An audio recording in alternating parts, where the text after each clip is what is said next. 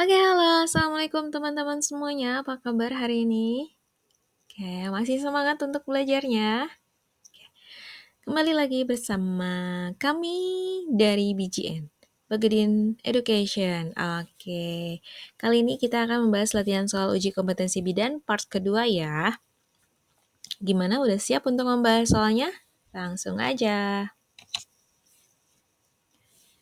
Soal nomor 6, bidan melakukan asuhan kala 3 pada seorang perempuan usia 24 tahun dengan P1A0. Setelah bayi lahir, kemudian diberikan suntikan oksitosin 10 IU per IM. Lalu dilakukan tindakan PTT, namun plasentanya belum lepas.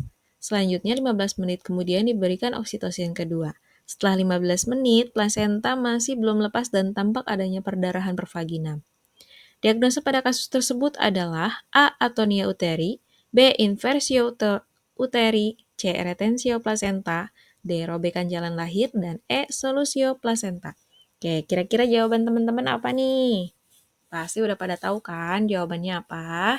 Oke, jawabannya adalah retensio placenta. Retensio placenta adalah belum lahir atau tertahannya plasenta hingga 30 menit atau lebih setelah bayi lahir. Lanjut. Soal nomor 7. Bidan melakukan asuhan kala 3 pada seorang pasien berusia 27 tahun dengan status obstetrinya P1A0 setelah bayi lahir. Plasenta diberikan suntikan oksitosin 10 IU dan dilakukan PTT. Namun plasenta masih belum lahir juga. Tindakan yang harus bidan lakukan terkait kasus tersebut adalah A. Melakukan manual plasenta, B. Melakukan kompresi bimanual interna, C. Menunggu dan mengobservasi 15 menit lagi, D. Memberikan oksitosin kedua sebanyak 10 IU per IM, dan E. Melakukan penegangan tali pusat terkendali. Kira-kira jawaban teman-teman apa nih untuk soal ini?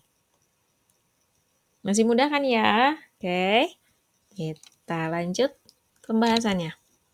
Jawabannya adalah D. Memberikan oksitosin kedua sebanyak 10 IU.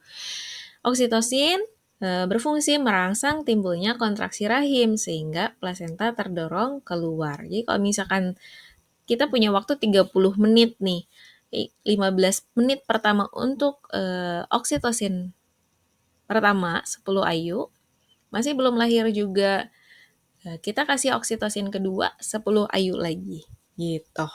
Jadi kita cuma punya waktu 30 menit untuk penunggu awal, ya. Oke, lanjut. Soal nomor 8. Seorang perempuan berusia 31 tahun datang ke PMB dengan keluhan keluar lendir campur darah dari kemaluan, perut terasa mules, dan mengaku hamil cukup bulan. Berdasarkan pemeriksaan dalam, didapatkan pembukaan serviks 3 cm, ketubannya masih utuh, serta di balik selaput ketuban terabat tali pusat janin dan berdenyut. Diagnosa pada kasus tersebut adalah A. Malpresentasi, B. Tali pusat menumbung, C. Sungsang, D. Tali pusat terkemuka, dan E. Plasenta majemuk. Kira-kira jawaban teman-teman apa nih? Yuk kita samakan jawabannya. Udah pada tahu dong?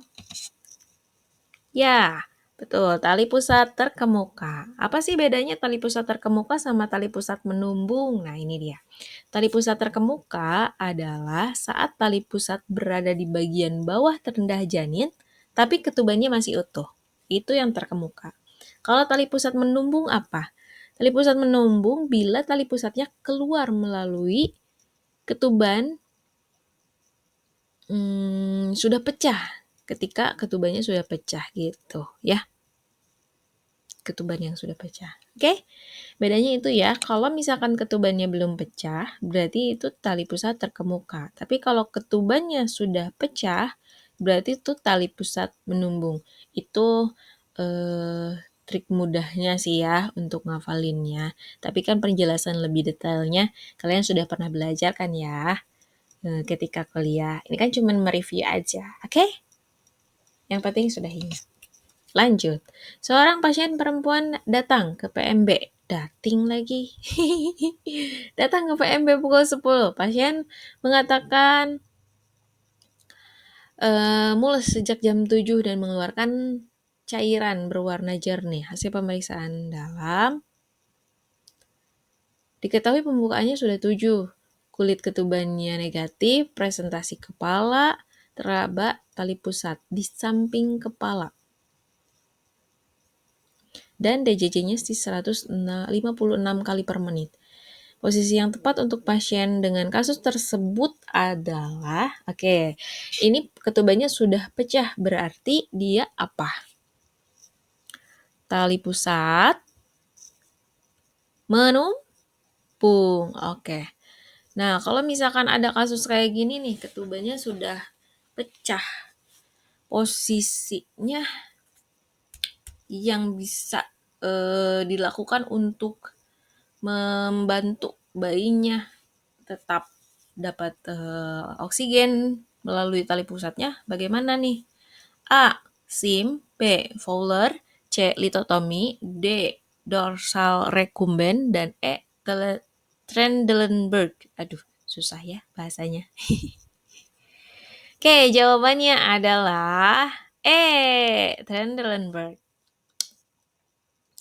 Kayak gimana sih posisi Trendelenburg? Nah, kayak gini ya. Jadi kepala itu posisinya lebih rendah, kakinya lebih tinggi. Kenapa kayak gini?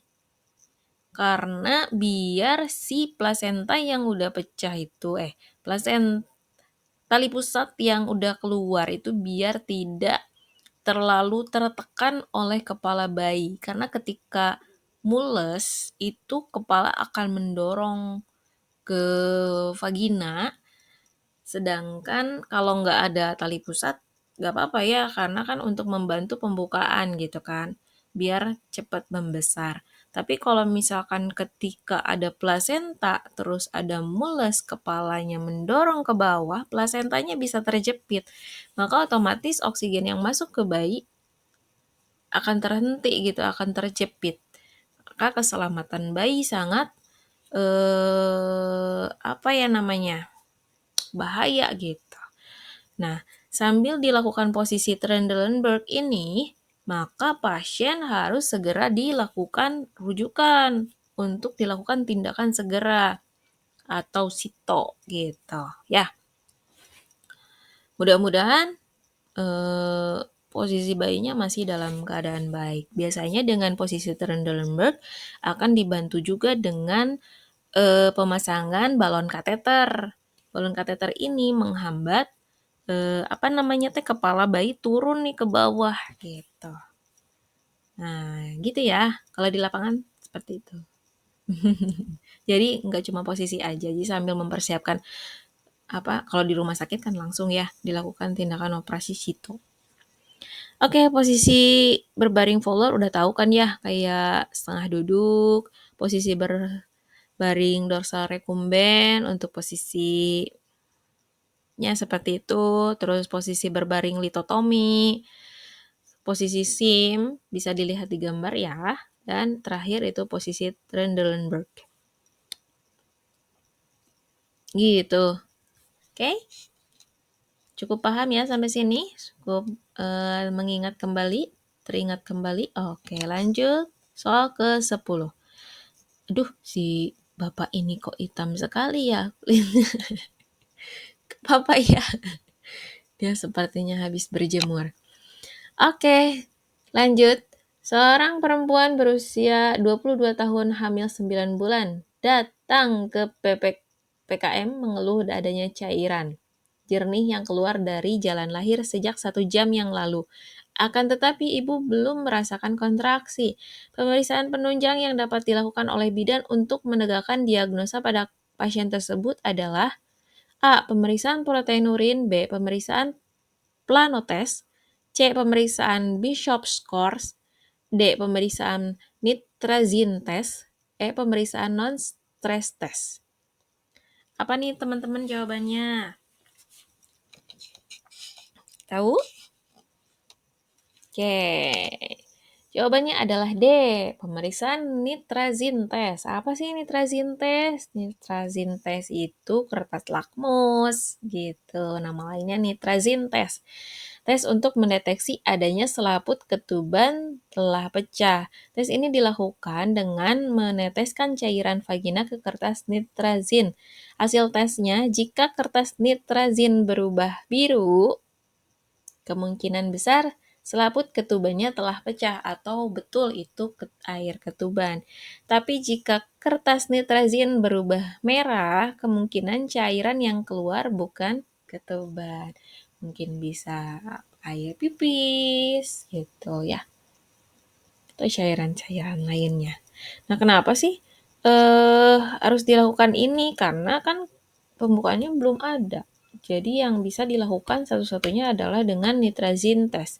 Atau kalau misalkan ini banget, benar nggak sih ketubannya sudah berkurang? Nah, itu kita lihat dari kondisi ukuran, itu biasanya dilihat dari USG. Nanti dari USG kelihatan tuh jumlah ketubannya sudah mulai berkurang atau belum. Begitu.